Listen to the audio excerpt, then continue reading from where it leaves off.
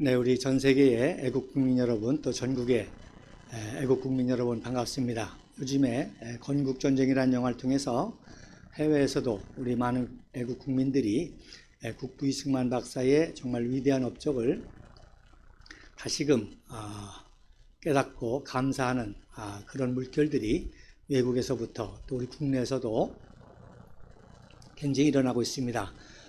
오늘 저희는 조원진 대표님과 함께 단체 관람을 했죠. 그래서 용산 CGV에서 단체 관람을 했습니다. 저는 이제 두 번째 관람을 했는데 뭐 몇 가지 전문가적인 입장에서 틀린 점도 있고 아쉬운 점도 있지만 그래도 굉장히 이승만 대통령에 대해서 국부 이승만 박사에 대해서 아주 잘 만든 그런 다큐 또 나레이션 다큐 영화라고 할 수가 있겠습니다. 당연히 정치권에서도 논란이 되고 있죠. 그래서 우파들은 이제 환영일색이고 종북 좌파는 또 극렬하게 이승만 대통령의 과를 지적하면서 반대를 합니다. 근데 제가 그동안에도 계속 이승만 박사와 박정희 대통령에 대해서 말씀하신 것처럼 국부 이승만 박사와 박정희 대통령에 대해서 종북 좌파들이 과라고 하는 것은 100% 다 조작입니다. 무지에 의해서거나 아니면 잘못 오해한 것이거나 또 잘못 해석된 의도적인 조직적인 조작이라는 것입니다. 자, 어제 KBS에서 건국전쟁을 소개하면서 그러니까 SBS나 MBC는 소개를 안 했어요. 왜냐하면 건국전쟁이라는 영화를 형평성 있게 이제 보도하다 보면 어쨌든 건국전쟁을 소개하는 그런 영향력도 있으니까 MBC하고 SBS는 건국전쟁에 대해서 보도를 안 했는데 KBS가 이제 최근에 이제 정치적인 중립을 찾아가면서 건국전쟁에서 보도를 하니까 더불어민주당 수석 대변인인 권철승이라는 사람이 국회에 나와서 정식으로 기자회견을 하는데 뭐라고 했는가 하니 바로 이승만 박사의 반민특위 해체 그리고 6.25 기습 남침 때 국민을 버리고 서울을 탈출했다라는 두 가지로 이승만 대통령에 대한 과를 또 이렇게 선전선동했습니다. 자, 제가 그것을 보면서 너무나 어처구니 없는 게 국부 이승만 박사가 반민특위를 해체했다는 거하고 6.25 기습 남침 때 국민을 버리고 도망갔다는 것은 전형적인 종북좌파의 역사 왜곡이라는 것을 이미 여러 번에 걸쳐서 방송을 통해서 말씀을 드렸습니다.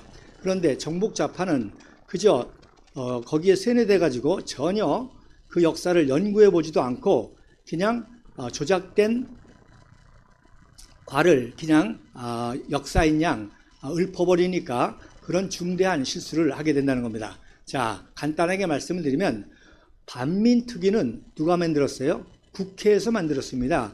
국회에서 위원회를 만들었습니다. 국회에서 만든 위원회를 대통령이 마음대로 해체할 수 있어요? 없어요? 없죠.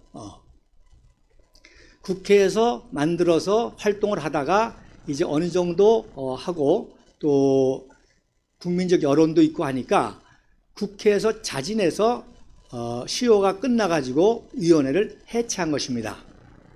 그럼 왜 이승만 대통령이 해체했다는 그런 잘못된 얘기가 나느냐? 자, 반민특위를 만들어 놓고 그 친일파를 조사하기 위해서 특경대라는 걸 만들었습니다. 특별경찰대라는 걸 만들었는데 이거는 그야말로 조사만 하는 기관인데 이 특경대가 경찰보다도 더하게 체포, 구금, 고문까지 하는 거예요.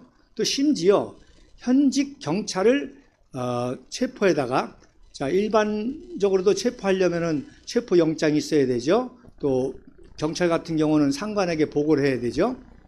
그런데 이런 일반적인 기본적인 법 절차를 무조건 무시하고 반민특위의 특경대라는 이름으로 현직 경찰까지도 체포해서 구금해서 강제 수사를 하니까 경찰이 난리가 났죠.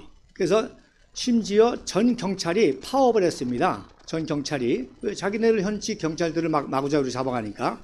그래서 내무부 차관하고 서울시경국장이 바로 특경대를 해체한 것입니다. 그리고 이승만 대통령께서도 몇 번 기자회견을 통해서 지금 공산주의와 싸워야 되는데 너무 과도한 그러한 일을 해서는 안 된다. 그리고 불법적으로 해서는 안 된다. 그런 몇 번의 메시지를 발표했거든요. 그걸 가지고 이제 이승만 대통령께서 반민특위를 해체했다고 하는 아주 기본적인 법 절차에도 어긋나는 그런 논리를 만들어내는 거죠. 자, 다시 말씀드립니다. 반민특위는 국회에서 위원회를 만들어서 국회에서 1년 후에 자체적으로 시효를 종결하고 스스로 해체한 것입니다. 그 과정에서 바로 특경대라고 하는 불법 단체를 조직해가지고 심지어 무기를 휴대하고 체포 감금 구금을 하고 또 현직 경찰관도 상관의 어떤 허락도 없이 또 체포영장도 없이 무분별하게 체포해 가니까 이건 완전히 국가의 기본 질서가 무너지는 거 아닙니까? 그래서 내무부 차관하고 서울시경국장이 바로 특경대를 해체한 것이고 또 그러한 것을 대해서 이제 행정부에서 그걸 추후에 인정했기 때문에 그렇게 한 것입니다. 자, 그 다음에 한강론, 유명한 한강론 제가 말씀을 드렸죠. 바로 서울 시민은 가만히 있으라고 한 방송은 이승만 대통령이 한 것이 아니라 누가 했다고 그랬죠? 강경화, 외무부 장관 강경화 아버지가 그 당시 평양방송국 아나운서인데 평양에서 녹음해가지고 6월 28일 새벽에 특수부대가 KBS를 점령한 후에는 바로 이 거짓 선동방송을 했는데 그것이 바로 이승만 대통령이 서울 시민은 가만히 있어라 하고 본인만 탈출했다고 하는 그렇게 왜곡하는 것입니다. 그래서 이거는 철저히 조사를 해서 그 당시에 자료 같은 것들을 조사해서 분명히 바로잡아야 될 것입니다. 또 건국전쟁에 있어서 아쉬운 또 한 점은 망명이라는 단어를 너무 쉽게 써요. 그래서 이승만 대통령은 망명한 게 전혀 아닙니다. 바로 동아일보에서 먼저 망명서를 발표했죠. 그리고 그 다음에 경향신문이 망명이라고 보도한 것입니다. 어떻게 경향신문사의 보도가 역사가 될 수 있습니까? 이승만 대통령은 제가 지난번 아이젠하워 방한하고 관련해서 말씀드렸듯이 2, 3개월 요양을 간 것이고 그리고 2, 3개월 후에 아이젠하워 대통령이 방문할 때 자기도 돌아와서 환영하고 싶다고 하는 그런 의사피력을 허정 내각 수반에게 했습니다. 자, 어떻게 망명하는데 현직 그 내각 수반이 공항까지 영접을 나와가지고 환송을 합니까? 그리고 또 너무나 아주 감동적인 에피소드가 있는데 허정 내각 수반이 국부 이승만 박사를 하와이에서 잘 모시라고 영어를 할 수 있는 그러한 그 경호경찰을 3명을 붙였습니다. 그랬더니 이승만 대통령께서 기내에서 너희들 왜 여기 있냐 그랬더니 각하를 하와이에서 안전하게 모시랍니다. 그랬더니 이승만 대통령께서 젊은 사람들 내려 당신들은 여기서 나라를 위해서 일해야 돼. 그래서 내리게 하고 그리고 하와이로 요양을 가신 겁니다. 이게 어떻게 망명입니까? 근데 망명이라는 단어를 이렇게 그 영화에서도 너무 쉽게 쓰는 거는 이건 절대로 잘못된 것이고 바로 잡아야 될 그런 사안인 것입니다. 저는 어제 광진구 을에 예비후보를 등록을 했습니다. 여러분이 아시는 대로 광진구 을을 이제 국민의힘당에서는 오신환 서울시 정무부시장이죠. 를 단수 공천을 했습니다. 아마 오세훈 계열로 아마 그쪽에 입김이 들어간 것 같기도 하고 또 오신환은 탄핵 과정에서 정말 배신의 앞장선 그런 젊은 정치가 중에 하나였습니다. 바른미래당에도 갔었고 그래서 탄핵 배신의 원조와 그 다음에 유명한 고민정 즉 골수 종북 좌파의 대가라고 할 수 있는 고민정도 단독 공천했습니다. 그래서 그 지역에 제가 출마를 해서 정말 이 역사를 바로잡는 일 그래서 말씀드린 대로 더불어민주당 수석대변인 권철승 수석대변인이 그런 거짓말을 할 정도니까 이 역사를 바로잡으면 더불어민주당은 그대로 무너지게 되는 것입니다. 그 다음에 보수 우파라고 하는 국민의힘당도 이제 이러한 역사를 제대로 바로잡지 못하기 때문에 바로 우리공화당이 이런 역사를 바로잡는 그런 역할도 해야 되는 것입니다. 자, 그래서 그 영화에서 이제 가장 하이라이트가 이제 한미동맹을 굉장히 강조하죠. 이승만 대통령의 건국, 부국, 호국, 한강의 기적에 12년 동안의 놀라운 통치 과정에 엄청난 일을 하셨습니다.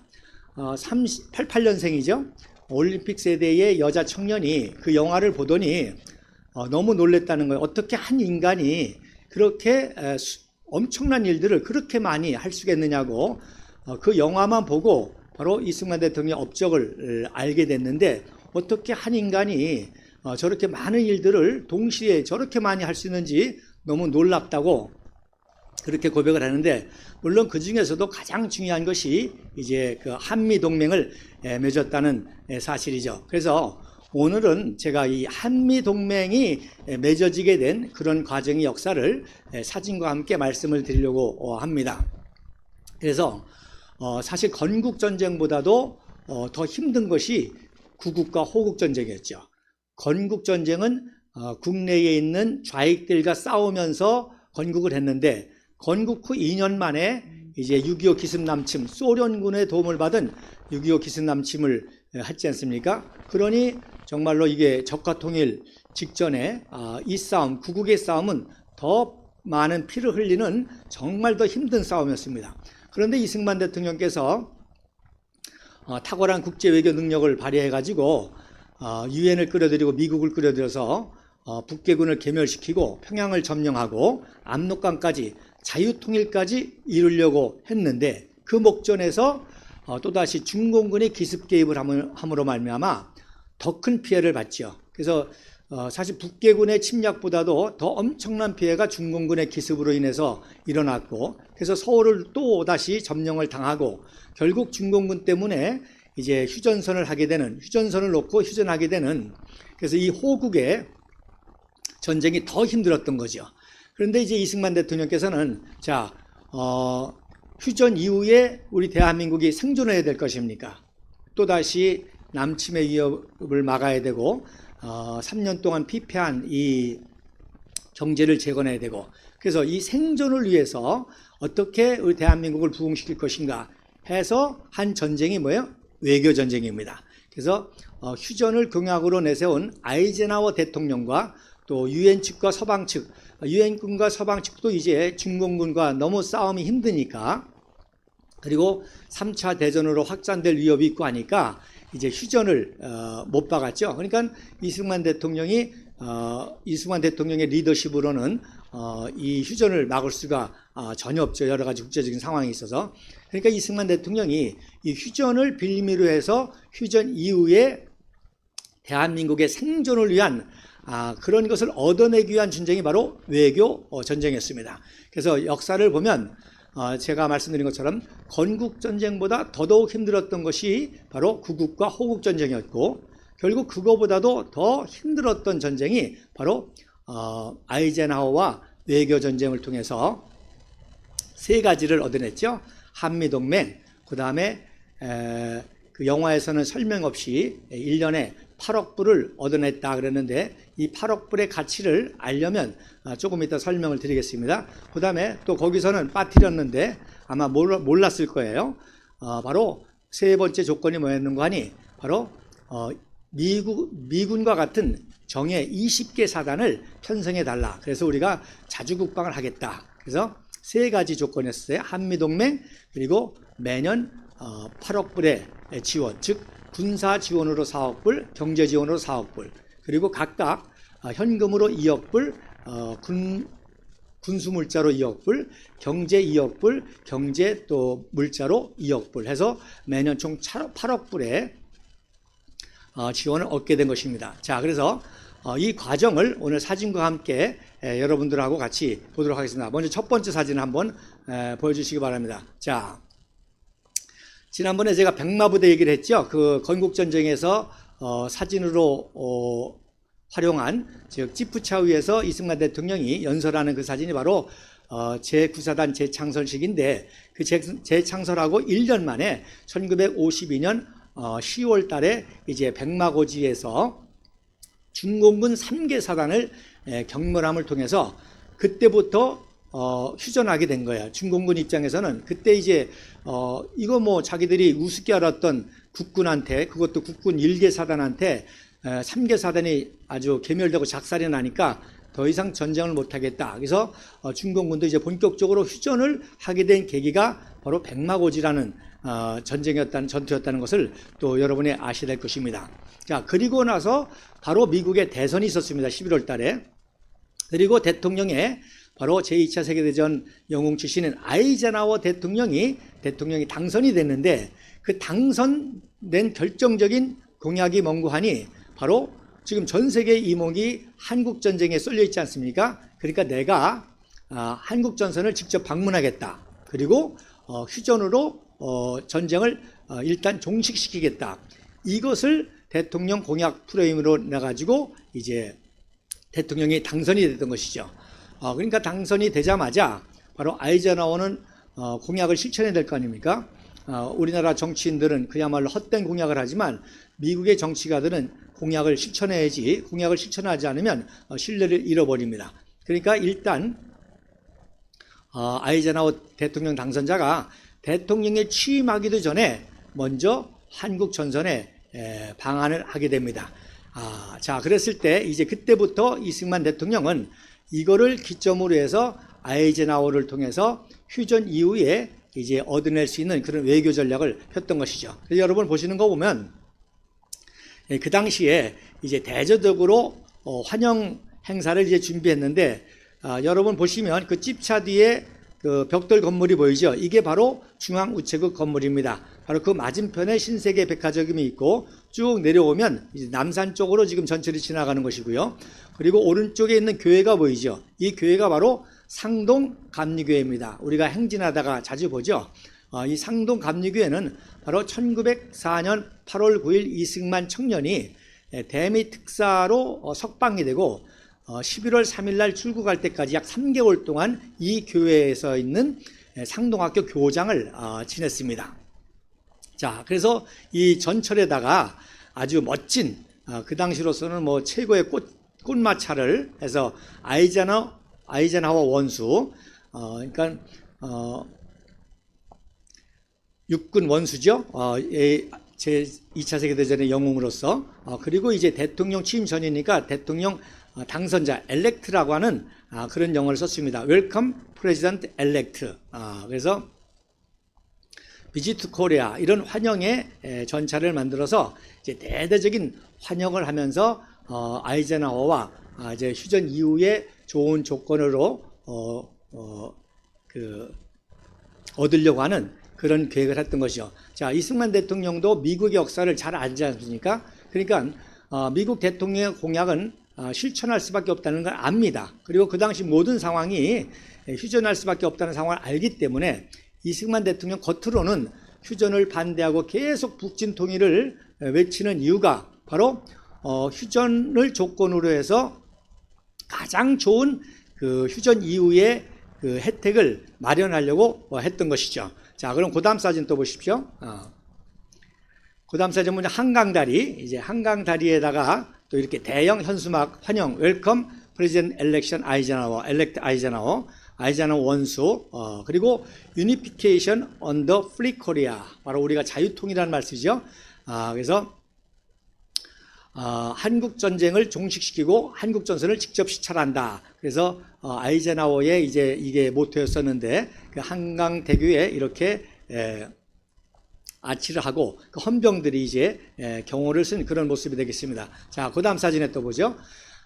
그 다음 사진은 중앙청에도 이렇게 유행기 또 성조기 태극기 걸어놓고 대녀 현수막에는 특별히 이제 드라이버웨이 또 차이니스 레드 중공군 오랑캐를 축출하자 이런 구호와 함께 대형 환영을 했고 또 이 오른쪽은 이제 아이젠하워 대통령이 방문할 그런 군부대 그 시골에서도 이렇게 대형 아치를 해놓고 우리 어린아이들이 보고 있습니다. 바로 이 어린아이가 지금 10살이라고 한다고 하면은 어떻게 됩니까? 바로 지금 80대가 되겠죠. 80대 요 아이들이 지금 우리 80대가 되시고, 또 이번 건국전쟁을 또 기뻐하시고, 또 우리 공화당에도 이런 어르신들이 많이 있죠. 자, 그 다음 사진 한번 더 보세요.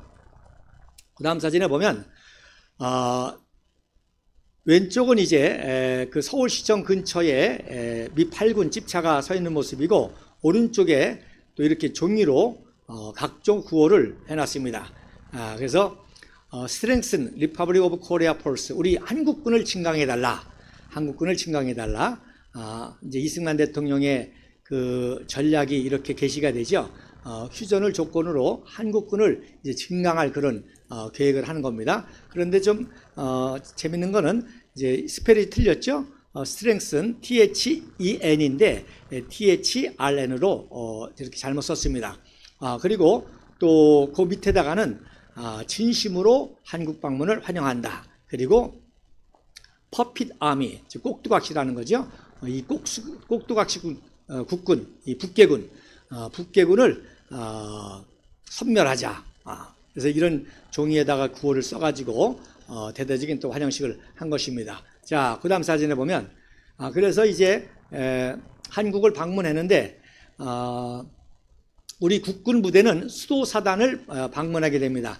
수도사단이 맹호사단이죠. 그래서 그 당시 광릉에 수도사단이 있었는데, 이제 이승만 대통령이 미리 정보를 알고 수도사단에 대기하고 있다가 아이젠하워 대통령을 영접합니다.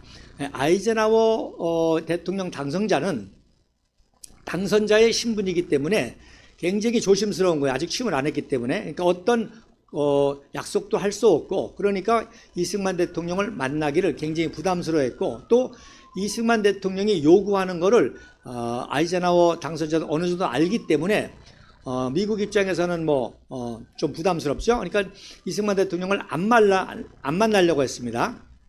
근데 이제 이승만 대통령이 일단 수도사단을 방문할 때 영접하면서 이제 만남이 시작됐습니다. 그래서 제가 그 빨간 그 표시를 했는데, 바로 백선엽 육군 참모총장 중장이 안내하고, 그 뒤에 이제 브리스코 태평양 함대 사령관, 그리고 아이젠하워 당선자 이승만 박사. 이승만 대통령은요, 이 당시 코트도 없어가지고 벤프리트 장군이 미군 코트를 얻어다가 이승만 대통령에게 드려서 이승만 대통령이 그걸 착용하신 모습입니다. 그리고 벤프리트 대장, 그 다음에 이제 오른쪽에 덩치 큰 분이 바로 수도사단장 송효찬 준장이 되겠습니다. 그래서 송효찬 준장이 안내하는 모습이 되겠습니다. 자, 그 다음 사진에 이제 수도사단에서 사열을 받고 격려하는 모습이죠. 아이젠하워가 손을 올리는 그런 장면을 촬영했고 했는데, 재미난 거는 한국에서 근무한 모든 미군의 장성들과 미국의 외국 사절들은 다 이승만 편을 드는 거예요. 이승만 대통령이 워낙 지혜가 탁월하고, 또 그분의 국제 전략이 맞기 때문에 클라크 유엔군 사령관이라든지 벤프리트는 말할 것도 없고, 아까 말씀드린 태평양 함대 사령관 브리스코라든지 공군 참모총장이라든지 공군 제5 공군 사령관이라든지, 하여튼 한국 전쟁에서 참전해 가지고 이승만 대통령을 가까이 만든 분들은 다 이승만 대통령을 자기네들 대통령보다도 더 존경해서 미국의 정책을 따라야 되는데, 오히려 겉으로는 안 따를 수 없잖아요. 자기가 직접 트루만에 부하고 아이젠하워에 부하니까. 겉으로는 미국 대통령의 지시를 따르는 척 하면서 실질적으로는 이승만 대통령의 그 모든 요구와 이승만 대통령을 이용해서 일을 한 거예요. 자, 어떤 에피소드가 있는 거 아니? 자, 이제 수도사단장 송효찬 준장이 이제 아이젠하워 대통령 당선자 앞에서 브리핑을 합니다. 여러분 한번 상상해 보세요. 2차 세계대전의 영웅, 육군 원수, 대통령 당선자 앞에서 일개 그 조그만 약소국 일개 사단장이 서서 브리핑 할 때 얼마나 긴장되고 떨리겠습니다. 그런데 참 송효찬 장군이 참 또 훌륭한 이승만 대통령이 또 잘 키운 장군이기도 한데 또 벤프리트 장군이 잘 키웠죠. 그래서 영어 통역을 세워가지고 이렇게 브리핑을 하다가 갑자기 영어 통역관이 통역을 안 하는 거예요. 왜냐하면 이미 벤프리트 장군이 지시를 했습니다. 그래서 영어 통역하지 말라고. 그러니까 송효찬 춘장이 브리핑을 안 할 수 없잖아요. 잠시 당황하다가 뭐라고 끝맺었는가니 큰 소리로 지휘봉을 딱 잡고 그 브리핑 차트에 이제 한반도 사진이 있고 수도 사단 사진이 있고 하니까 거기를 지적하면서 We go to north. 우리는 북쪽으로 진격한다. 그래서 이렇게 브리핑을 마쳤습니다. 그랬더니 아이젠하워 대통령 당선자가 칭찬해 줬죠. 내가 역사상 군대가 있었지만 정말로 부대의 그 사기를 최고로 고치시키는 그런 브리핑이었다. 칭찬한 것입니다. 이게 누구의 전략이었냐? 바로 벤프리트의 전략이었던 거죠. 벤프리트는 뭐 아이젠하워와 동기동창이고 2차 세계대전도 같이 싸웠고 그러니까 잘 알거든요. 그래서 바로 벤프리트 장군이 바로 어떤 뭐 형식적인 그런 브리핑보다도 정말 이 대한민국 국군의 그 의지, 용감성 이것들을 이제 보여주려고 그런 작전을 했는데 그것이 먹혔던 것이죠. 그래서 오른쪽에 이제 제5보 표병단이라고 미 5호 포병단이 이제 지원을 했는데 그 막사에서 브리핑을 하고 나오는 그런 모습이 되겠습니다. 자, 그 다음 사진에 보면 이제 수도군단이 이제 화력 시범을 이렇게 보는 모습인데 오른쪽에 있는 거는 이제 사진이 아니라 사파입니다. 이 장면이 너무나 유명하기 때문에 이제 그림으로 그렸는데 왼쪽은 사진입니다. 벤프리트 장군이 서 있고 이승만 대통령 또 아이젠하워 당선자가 같이 있고 그리고 오른쪽에 있는 분이 바로 아이젠하워와 벤프리트의 육사 동기생인 1915년 동기생인 오마르 브래들리 육군 원수입니다. 그러니까 육군 원수 둘이 온 거나 마찬가지죠.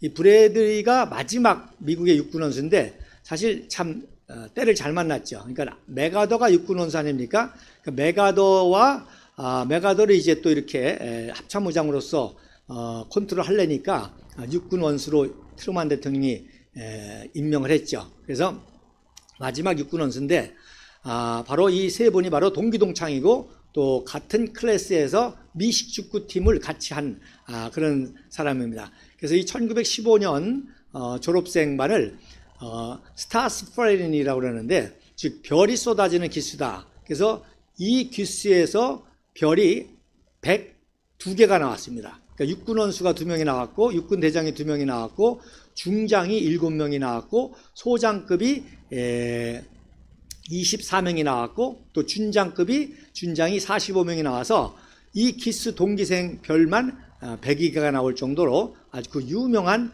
기수인데 이렇게 같이 자리를 하게 된 거죠. 그래서 시범 훈련을 참관하는 그런 모습이 되겠습니다. 자, 그 다음에 그 다음 사진에 보면 굉장히 중요한 사진인데 자, 수도군단이 이제 화력 시범을 하지 않습니까? 화력 시범을 한 것을 이제 진지하게 보는데 아이젠하워도 고도의 그 군사 전략가면서 또 이제 대통령이 되니까 이제 국제 외교의 전략가가 되는 것이죠. 그러니까 이 휴전을 이끌어내기 위해서 바로 중공군을 하여금 전쟁을 포기하게 휴전을 이끌어내기 위해서 바로 무슨 허세 작전을 썼는가 하니 핵 허세 휴전 전략으로 합니다. 핵 허세 휴전 전략 무슨 뜻이냐? 바로 핵을 사용해서도 종전할 수 있다고 하는 위협을 주기 위해서 방문한 것이죠. 자, 그러니까 자 생각해 보세요. 대통령의 취임도 하기 전에 전선에 온다는 게 얼마나 위험한 일입니까? 대통령 취임하기 당선자 신분으로 그것도 치열하게 전쟁을 겪고 있는데 온다는 거는 굉장히 위험스러운 일 아닙니까? 근데도 아이젠하워가 온 이유가 중공군에게 너희 내 휴전 공약을 너희가 지키지 않으면 우리가 핵을 사용해서도 종전할 수 있다고는 위협을 주기 위해서 그래서 이걸 유명한 핵 허세 휴전 전략이라고 하는 것입니다. 그래서 이렇게 시범 훈련까지도 참가하게 했던 것이죠. 그래서 왼쪽에 이제 이승만 대통령의 모습이 보이고 그 옆에 이제 아이젠하워가 보이고 이승만 대통령 오른쪽에는 이제 클라크 대장이고 쌍안경을 보는 분이 아마 벤프리트 장군 같습니다. 자, 그래서 일단 아이젠하워의 이 허세 전략이 성공을 했죠. 그러니까 이제 이때부터 중국군이 적극적으로 휴전에 임하게 되는 것입니다. 그러니까 이승만 대통령도 이제 휴전할 수밖에 없다는 걸 아는 거죠. 그러니까 이 휴전을 조건으로 그럼 휴전을 해줄 테니까 우리 대한민국의 휴전 이후에 그 국방안보와 경제를 위해서는 이렇게 해달라고 하는 게 이제 이승만 대통령의 외교 전략이었던 것이죠. 자, 그 다음 사진에 보시면 참으로 이승만 대통령의 그 외교적인 지혜가 놀랍습니다. 자, 아이젠하워 대통령 방문 때 자기의 목에 배제학당 학생들이 이제 축하 행진 시위를 벌이는데, 자, 그 현수막에 그림을 그렸는데 어떻게 그렸습니까? 아이젠하워가 권투를 하면서 스탈린을 공격하는데, 결국 뭐 중공군도 스탈린의 지령을 받으니까 스탈린이 휴전을 해야 중공군도 휴전하는 거거든요. 그러니까 스탈린을 한 방에 KO시키는 겁니다. 그래서 완펀치라고 이렇게 썼습니다. 바로 핵 허세 전략을 이 그림으로 보여주는 것이죠. 너네 휴전 안 하면 핵을 투하해서라도 종전을 할 것이다, 이런 위협을 줬던 것이죠. 그래서 이렇게 배제학당들이 태극기를 들고 환영 행진을 하는 그런 모습이 되겠습니다. 자, 그 다음 사진에 보면 이게 너무나 유명한 사진입니다. 자, 시범훈련 참관을 마치고 이승만 대통령께서 아이젠하워에게 선물을 줍니다. 선물을 주는데 뭘 주느냐? 바로 대형 태극기를 선물로 줍니다. 저는 이것을 영상으로 보기 전까지는 그냥 큰 태극기를 줬구나 생각했는데, 이 영상을 제가 찾았습니다. 잠시 후에 보겠습니다만은 그 영상에서 보니까 국기 개양대용 엄청나게 큰 태극기입니다. 그리고 정말 자세히 보니까 여러분 보이시죠? 괴 하나가 사람 가슴팍만한 크기입니다. 그러니까 엄청난 크기죠. 그래서 태극기를 선물로 주는데, 여기에서 또 재미난 에피소드가 있습니다. 자, 이승만 대통령이 태극기를 이렇게 접어가지고 주니까 아이젠하워 당선자가 얼떨결에 한 손으로 이렇게 받으니까 이승만 대통령께서 우리나라 태극기를 한 손으로 받는 건 예의가 어긋난다 해서 아이젠하워 대통령께서 두 손으로 받고 이제 한 손으로 옮긴 다음에 악수하는 그런 모습이 되겠습니다. 보시면 이제 벤프리트 장군이 뒤에 보이죠. 그리고 클라크 장군도 보이고 했습니다. 자, 이게 굉장히 중요한 사건인데, 이승만 대통령께서 이렇게 대형 태극기를 아이젠하워 대통령에게 선물한 세 가지 이유가 있습니다. 첫째는 뭐냐? 자, 우리가 일본 식민지 당하기 직전에 1882년 조미 수호 통상조약을 가지고 미국의 도움을 받으려고 내가 대미 특사로 데오드로 루즈벨트 대통령까지 만났는데 가스라테프트 조약으로 배신하지 않았느냐. 그래서 겉으로는 만나주면서 뒤로는 가스라테프트 조약을 맺어서 우리 미국이 필리핀을 식민지할 테니까 일본이 한반도 식민지하는 것을 간섭하지 않겠다. 우리가 필리핀 식민지를 간섭하지 말라. 그래서 그게 가스라테프트 조약이었거든요. 자, 그 다음에 1919년 바로 프린스턴 총장 스승이었던 윌슨이 대통령이 돼서 그 유명한 민족 자결주의를 내가지고 1차 세계대전 이후에 많은 나라들이 독립을 하게 됩니다. 식민지에서. 그래서 이승만 박사도 파리 평화회담에 이제 청원해가지고 독립을 얻으려고 바로 3.1운동을 했던 것이죠. 그래서 이거는 또 3.1운동 때 제가 몇 번 말씀을 드렸습니다만은 바로 윌슨 대통령한테 우리도 좀 의제에 올려가지고 일본으로부터 독립할 수 있도록 해달라 했더니 윌슨 대통령께서 아니 한국이 조선이 조용한데 무슨 근거로 그렇게 하느냐. 그랬더니 이승만 대통령이 그럼 무슨 시위라도 하라는 얘기냐 해서 이승만 대통령이 계획한 것이 바로 3.1운동입니다. 그 3.1운동의 핵심은 태극기 들고 만세 운동한 게 핵심이 아니라 비밀리에 서명을 받은 거예요. 독립청원서를 받은 거예요. 그거를 가입장이라고 그러는데, 가입장.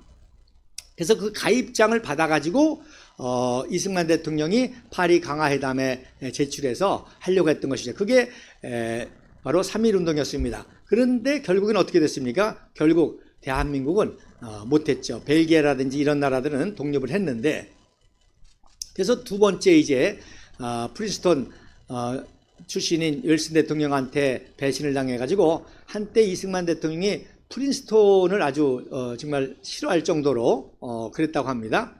그런데 그랬지만 정말 우리 민족이 1만 년 한반도 한민족 역사상 가장 어려울 때 미군이 도와줘서 너무너무 감사하다. 미국의 많은 청년들 또 유엔까지 동원해가지고 너무너무 감사하다. 진심으로 감사하다. 자, 그 다음에 두 번째로는 기왕 도와줄 거 째째하게 도와주지 말고 왕창 도와달라. 그 다음에 세 번째가 중요합니다.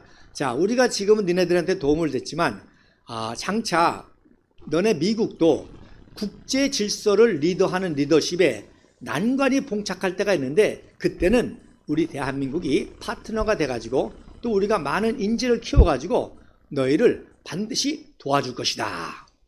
자, 10년 만에 그런 일이 일어났죠. 무슨 뜻입니까? 베트남 전쟁에서 미국이 수렁에 빠졌을 때 누가 도왔습니까? 바로 박정희 대통령께서 이승만 대통령의 약속을 믿고 베트남 전쟁 때 이 약속을 지켰잖아요. 10년 만에. 그 이후로 말할 것도 없죠. 만약에 미국이 지금 용산에 미군 기지가 없다고 한다면은 동북아 컨트롤 전략에 얼마나 지장이 있겠습니까? 그러나 평택에 미군 기지가 있으니까, 여러분 또 평택의 미군 기지에 대해서도 제가 몇 번 말씀드렸습니다만은 미국의 펜타곤보다도 최신식 핵전쟁을 대비한 그런 시설들이 있습니다. 그러니까 미국에서 중공을, 국방부 펜타곤에서 중공을 컨트롤하는 거하고, 오키나와에서 중공 소련을 컨트롤하는 거하고, 일본에서 중공하고 러시아를 컨트롤하는 거하고, 평택에서 바로 코앞에서 러시아와 중국을 컨트롤하는 것이 더 유리하겠죠. 그래서 이승만 대통령이 이 예언이 정말 맞아들었는데, 그래서 이승만 대통령이 그 세 가지 요구 조건이, 지금은 이 세 가지 요구 조건을 들어줌으로 너희들이 부담이 될지 모르지만 바로 이걸 통해서 반드시 미국이 더 도움을 받을 것이다, 이렇게 말씀을 한 것입니다. 자, 그 다음 사진에 보면 국군 수도사단을 방문한 다음에는 이제 제9군단과 제 미 3사단을 방문합니다. 그래서 어디를 방문했겠어요? 가장 중요한 전략적 요충지 어디예요? 바로 제9사단 재창설식을 했던 연천우에 바로 백마고지입니다. 철원을 방문한 것입니다. 거기에 이제 미군 제9군단과 제3사단을 방문했는데, 지난번에 말씀을 드렸죠. 바로 아이젠하워가 중령 시절에 제3사단 15연대 1대 대대장을 역임했고, 대령 때는 제3사단 참모장을 했던 그런 부대입니다. 그래서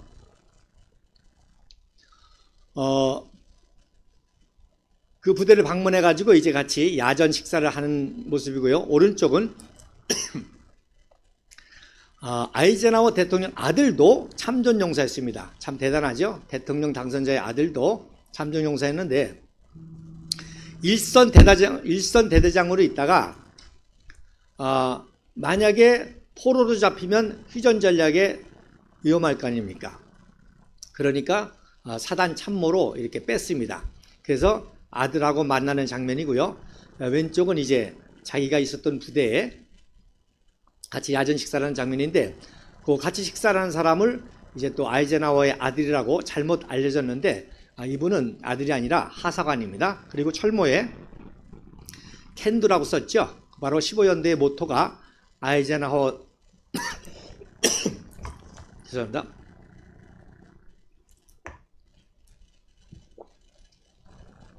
주의했던 부대의 모토가 바로 캔두였기 때문에 철모에다 캔두 썼고, 지난번 말씀드린 것처럼 제9사단도 이 철모를 쓰고 훈련을 했지 않습니까? 자, 그 다음에 그러면 영상을 한번 보도록 하겠습니다. 자, 그 당시 수도사단을 방문한 영상이고 태극기를 전달하는 영상인데 아주 감동적이고 아마 최초로 공개되는 영상입니다. 이번 건국전쟁에서도 그 티커테이프, 히로테이프 우리가 최초로 공개했다고 말씀드렸죠. 자, 오늘 또 최초로 공개합니다. 영상 한번 보시기 바랍니다.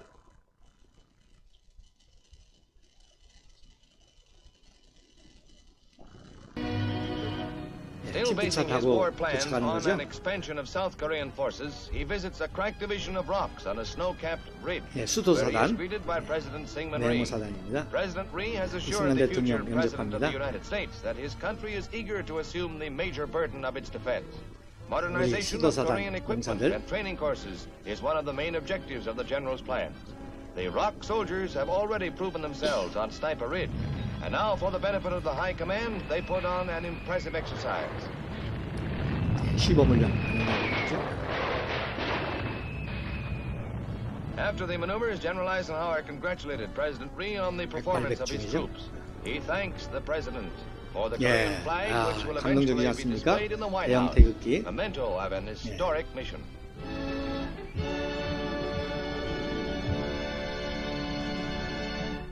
Meanwhile, the tidings of Eisenhower's presence draw an estimated 이제 half 한영식, million onto the streets of 한영식 Seoul. 이렇게 준비했어요. The crowded 대대적으로 schedule 경로 prevents the president-elect 중앙청 from 앞에다가 attending the demonstration, and the vast 10만의 crowd is 이 naturally 한겨울에 disappointed. 10만의 But the 인파들이 mere 모여서 fact of Ike's 태극기 visit 성조기 들고 raises the hopes of this war-ravaged people for the future.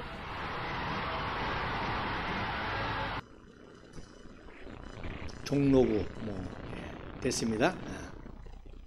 자, 여러분 보셨죠? 얼마나 감동적입니까?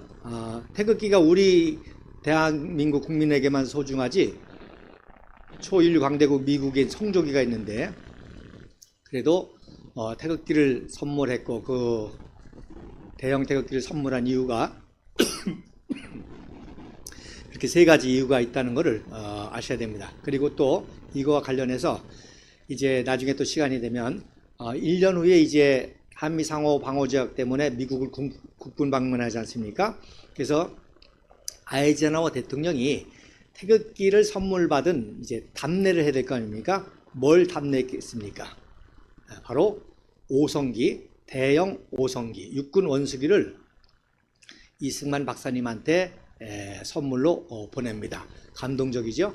그래서 이승만 대통령을 육군 원수로 임명장과 함께 명예 임명장과 함께 대형 오성기를 보내는데 제가 다 사진으로 다 가지고 있습니다.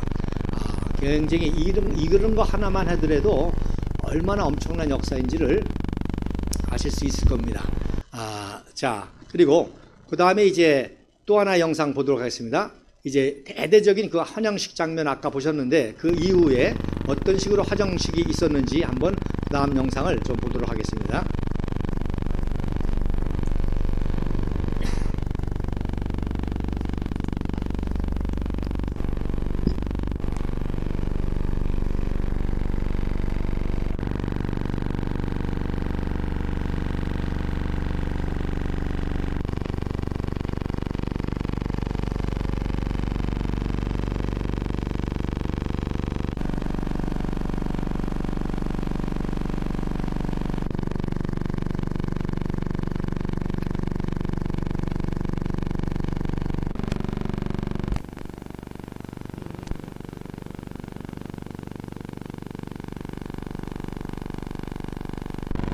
백세렵 장군 소개하는 모습 나오죠?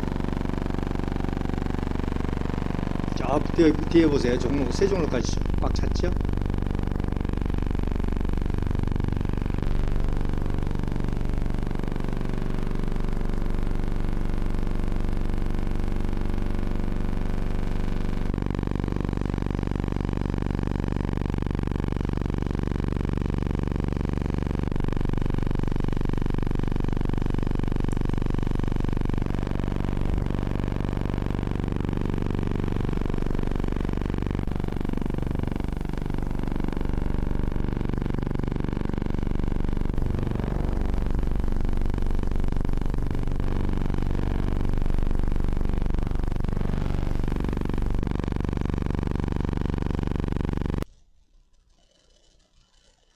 예, 영상 끝났습니까?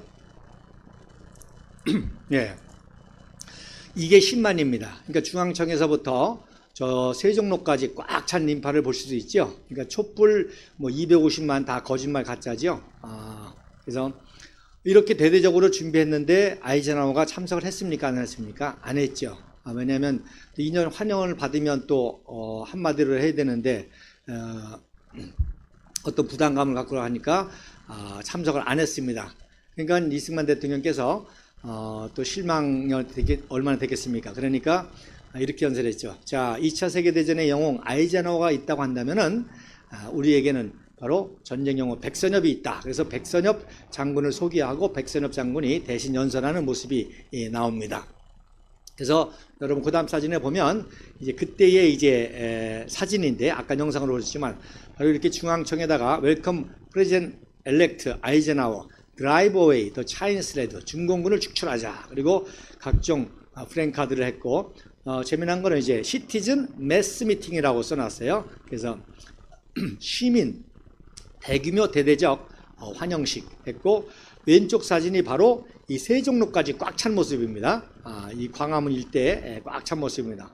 그래서 태극기, 성조기, 그 다음에 아이젠하워 사진, 웰컴 등등 해가지고 이렇게 대대적인 환영을 했던 것이죠.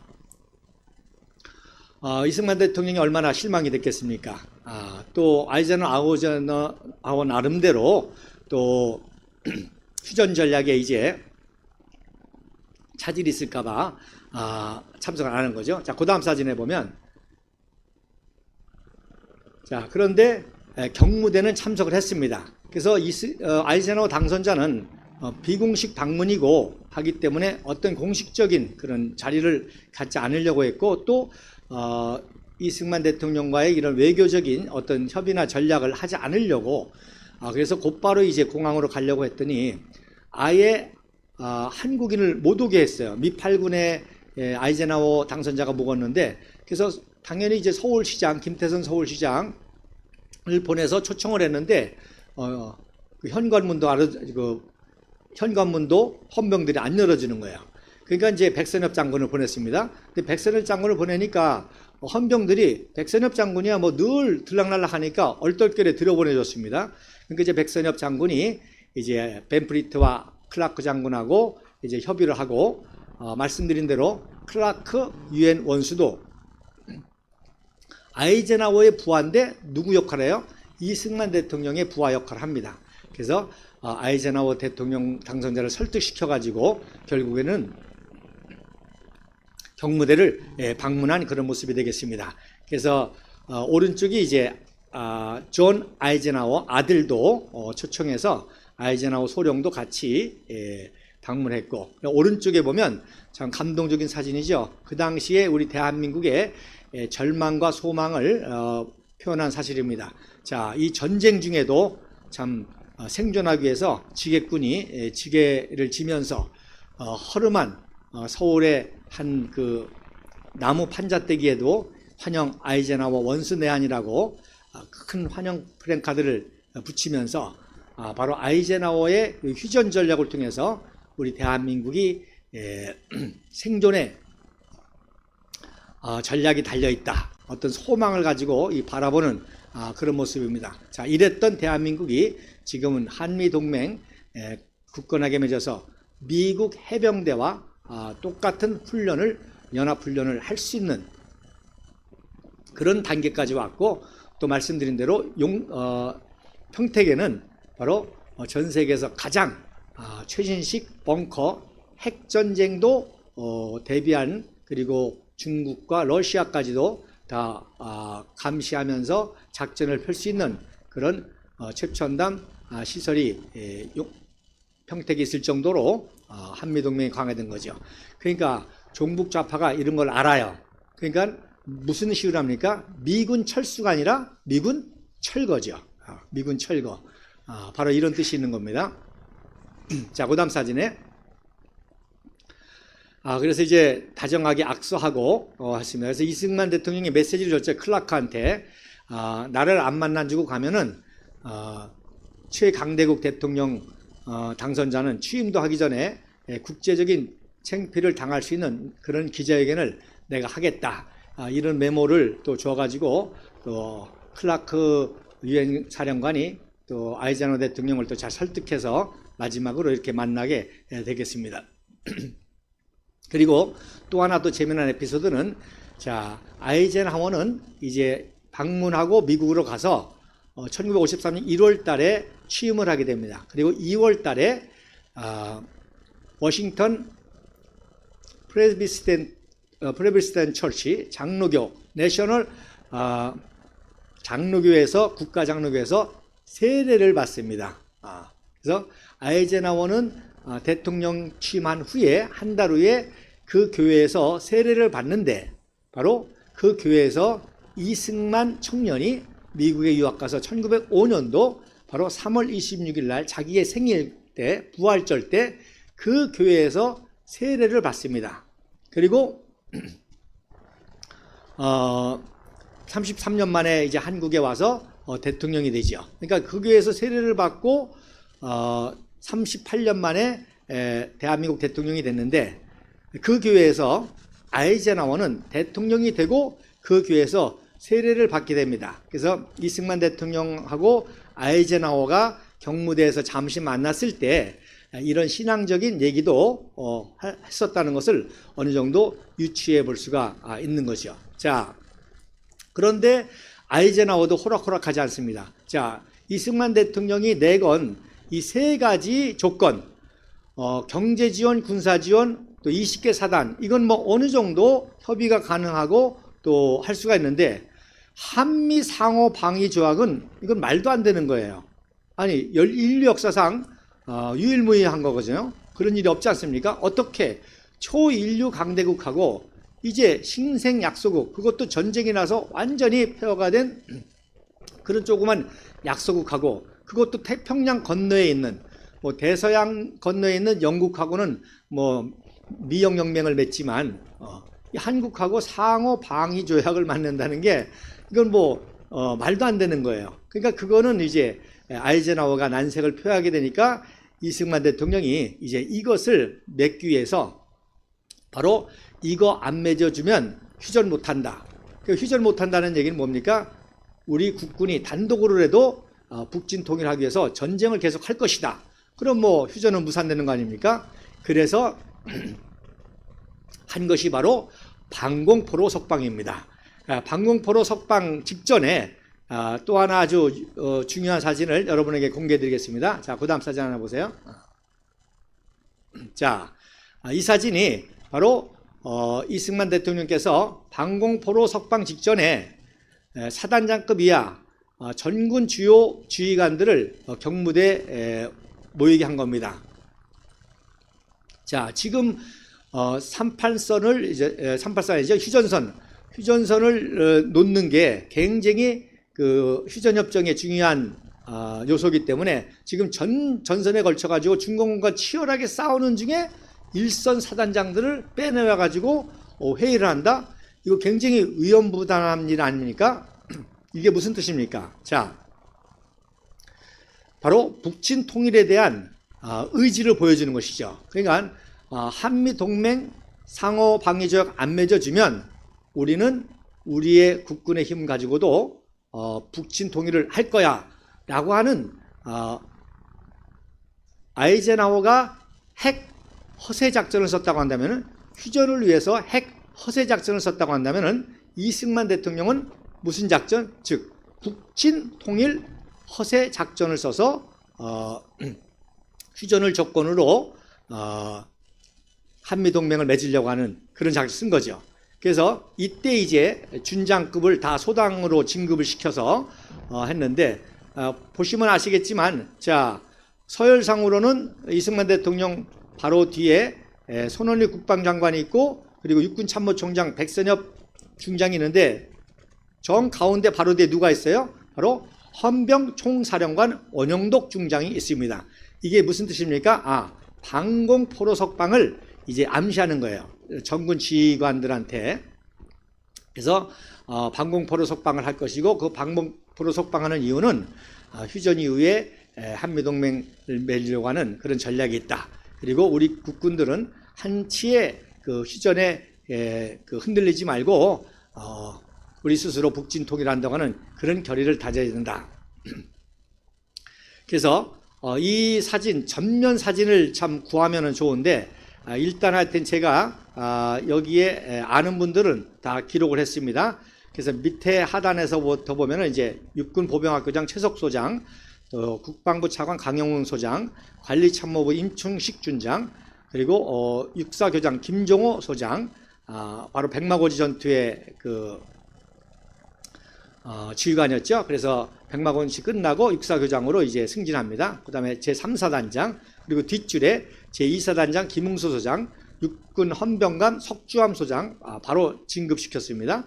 그리고 손해열 제독 헌병 총사령관. 그러니까 전 세계 어느 군대도 헌병 총사령관이라는 그런 직책이 없습니다. 육군 헌병대가 있고 공군 헌병대가 있고 이렇게 헌병대가 있지 대통령 직속으로 국군 헌병대라는 것은 없는데 이승만 대통령이 만든 거죠. 왜? 방공포로 석방으로 해서. 그래서 전작권 가지고도 전시작전 통제권을 유엔군에게 했다고 또 종북자파들이 또 선동하는데, 아무것도 모르고 선동하는데, 이승만 대통령이 거기에 조건이 있었습니다. 첫째, 언제든지 우리가 필요하면 우리가 작전권을 찾아온다. 그 다음에 편제와 이거는 다 우리 마음대로 한다. 그러니까 이렇게 마음대로 편제를 만들 수 있는 거예요. 우리 편제를 마음대로 한다. 그 다음에 인사라든지 이런 것도 우리 마음대로 한다. 그러니까 이승만 대통령이 백선엽 장군 같은 경우는 1년 하나씩 별을 달아줬죠. 52년도에 소장, 51년도에 소장, 52년도에 중장, 53년도에 대장. 그래서 유엔군이 여기 간섭 못하는 거예요. 전시 작전권만 줬지. 그래서 이승만 대통령이 참 고도의 지혜를 우리가 알아야 되는 것입니다. 그래서 전시 작전권을 언제든지 우리가 필요에 의해서 찾아올 수 있다. 그 다음에 두 번째로는 모든 편제라든지 이런 거는 우리가 마음대로 한다. 또 인사도 마음대로 한다. 그리고 유엔군이 받는 모든 군수 물자 같은 것들은 바로 우리 국군에게 도와달라. 자, 그래서 어쨌든 간에 헌병총사관, 그 다음에 이제 백선엽 대장 옆에 제9사단장 이한림 소장, 그 다음에 한병선 소장, 제7사단장 김용배 소장, 나중에 박정희 대통령께서 육군 참모총장을 만드시죠. 이렇게 이제 작전을 꾸민 겁니다. 자, 그 다음 사진에 보면,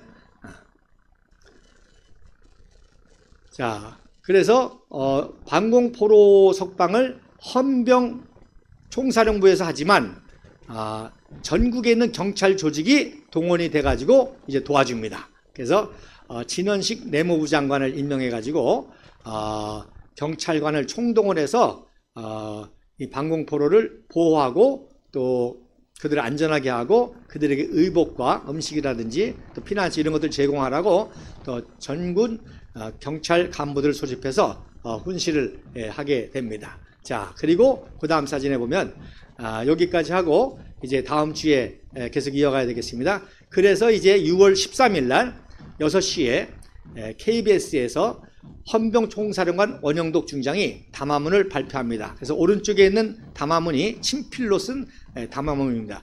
이걸로 이제 담화를 발표하고 전격적으로 반공포로를 석방하게 되는데, 그래서 지금 석방된 우리 포로들이 이제 안전한 지대로 이동하는 그런 모습이고요. 그래서 이 사건이 얼마나 큰 사건인지 이승만 박사가 대명이라는 용어를 씁니다. 그래서 우리가 나라를 세운다든지 하는 것을 대업이라고 하지 않습니까? 제가 좋아하는 천명, 대업, 또 대사, 그리고 그거와 버금가는 위대한 명령을 대명이라고 하는데 바로 반공포로를 대명이라고 하달한 것입니다. 왜? 반공포로를 통해서 휴전 전략인 이 세 가지를 얻기 때문에 그렇게 되는 것이죠. 자, 그럼 다음 시간에 이 반공포로에 대한 이야기와 그 이후에 이제 한미 상호 방위 조약을 맺게 되고 또 8억 불의 가치가 얼마나 있는지, 그리고 20개 정예사단에 관한 이야기 계속 해 나가도록 하겠습니다. 감사합니다.